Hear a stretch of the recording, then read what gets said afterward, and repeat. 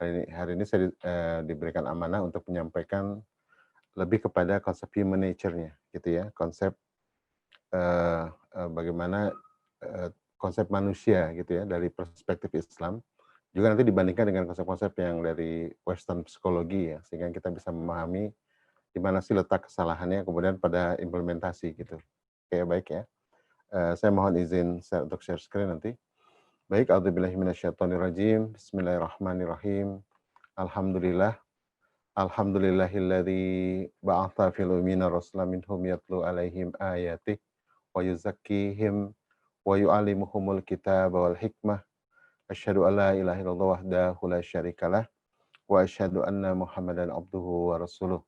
Balagha risalah wa adal amanah wa nasahal ummah wa jahada fillahi haqqan jihad.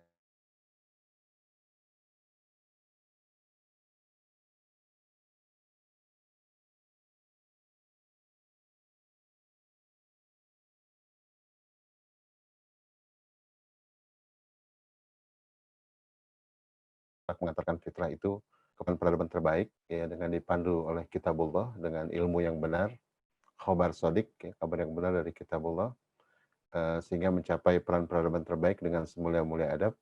Wiikum jami'an bitahiyatil Islam. Assalamualaikum warahmatullahi wabarakatuh.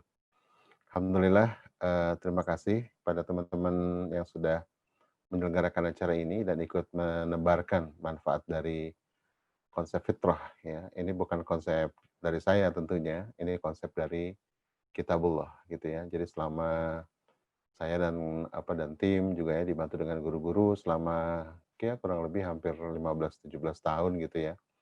Mengkristalkan konsep ini ya, bukan menggali sesuatu yang baru gitu ya. Karena memang konsepnya sudah ada dan terserak gitu di banyak kitab begitu, dan saya mencoba menstrukturkan ya konsep human nature ini atau the Islamic concept of human nature ini dalam bentuk yang mudah ya, karena saya seorang engineer gitu ya, seorang methodologist gitu. Jadi seorang engineer itu dia memerlukan apa yang disebut dengan body of knowledge ya. Ketika kita bekerja itu memerlukan body of knowledge ya, kerangka ilmu gitu ya, atau disebut juga dengan framework ya. Nanti insya Allah teman-teman mungkin sudah pernah mendengar tentang Fitra Based Framework gitu ya. Nah, sebenarnya hari ini semua itu sebenarnya berangkat dari sebuah konsep besar ya dalam Islam, dan ini nggak main-main. Konsep ini nanti menentukan bagaimana cara orang bertindak. Ya. Jadi Profesor Syata Kepatas dalam bukunya Islam and Secularism itu mengatakan bahwa hari ini umat Islam mengalami apa yang disebut dengan the loss of adab, ya. Kehilangan adab, kehilangan akhlak. Nah, kalau sekarang orang lagi rame-rame revolusi akhlak, revolusi mental begitu, itu karena memang ada isu besar gitu ya. Itu kita mengalami the crisis of adab ya, atau the crisis of moral. Atau dalam Islam itu sebenarnya adab itu lebih tinggi dari moral ya, dan lebih tinggi lagi dari akhlak gitu. Nah, jadi beliau mengatakan the loss of adab ini disebabkan karena confusion in knowledge, ya, karena kebingungan ilmu. Jadi bukan kurang ilmu, tapi bingung ilmu gitu ya. Kita banyak pakar-pakar pendidikan, profesor, doktor, segala macam gitu ya. Tapi kalau basis sandaran ilmunya tidak bersumber dari kitabullah, ya ini akan terjadi apa yang disebut dengan wrong action tadi ya, the loss of adab. Karena wrong concept itu akan melahirkan wrong action gitu. Dan bicara pendidikan, ya saya banyak baca literatur bahwa tidak ada satu filsafat pendidikan satupun gitu ya di muka bumi ini yang tidak bersandar kepada human nature ya. Jadi kalau konsep human nature tidak clear gitu ya, maka nanti filsafat pendidikannya juga tidak bisa tidak bisa secara efektif dikonsep gitu ya, dan dioperasionalkan. Karena filsafat pendidikan ini kemudian nanti turun kan jadi sistem pendidikan ya. Diturunkan lagi jadi sistem persekolahan. Nah, hari ini juga jadi problem kan. Karena berbagai macam istilah itu kemudian dirusak ya oleh pemikiran sekuler gitu. Misalnya pendidikan disempitkan jadi persekolahan gitu ya. Ya seperti misalnya kata sekolah itu kan dari kata sekolai. Di masa lalu itu artinya kan waktu luang gitu ya.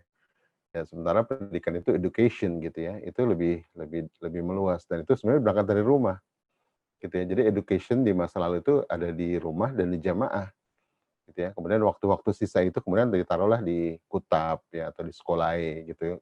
Calistung lah kalau sekarang gitu ya. Jadi itu sebenarnya setelah selesai di rumah, selesai di komunitas, baru beranjak ke apa disebut dengan sekolah gitu ya, atau apa, pengajaran yang sifatnya advance atau lanjutan atau waktu luang. Nah, hari ini ya sejak abad 18 sistem persekolahan itu, kemudian di-take over oleh negara ya. Awalnya kan revolusi industri. Revolusi industri ingin ingin mengendalikan pendidikan ya, dengan katanya ingin mengendalikan, sistem persekolahan. Dari maka lahirlah public school ya, ya sekolah negeri gitu atau sekolah negara.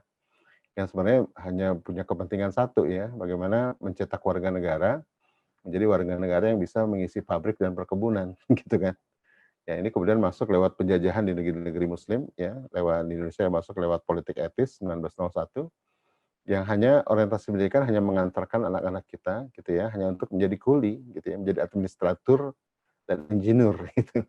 Jadi sejarah panjang nih ya, persekolahan sejarah panjang, sehingga mengalami degradasi apa yang dimaksud dengan pendidikan. Ya nanti kita akan bahas bahwa ini nggak main-main karena berangkat dari diawali dengan cara pandang ya, cara pandang tentang manusia, kemudian turun kepada psikologi ya, ilmu psikologi, kemudian turun lagi jadi filsafat pendidikan, terus begitu sampai ke sistem. Nah, nanti kita akan bahas pelan-pelan ya, teman-teman sekalian. Ini sekadar refreshing kembali tadi. Jadi terima kasih sudah mengundang saya di forum ini untuk lebih menguatkan teman-teman dan meyakini konsep fitrah gitu. Saya sering terkejut-kejut ya dengan apa yang saya pelajari karena makin digali makin dalam gitu ya dan makin seru gitu ya. Dan saya makin melihat bahwa kerusakan peradaban hari ini ya berangkat dari sana ya, dari sistem pendidikan yang tidak bersumber dari kitabullah.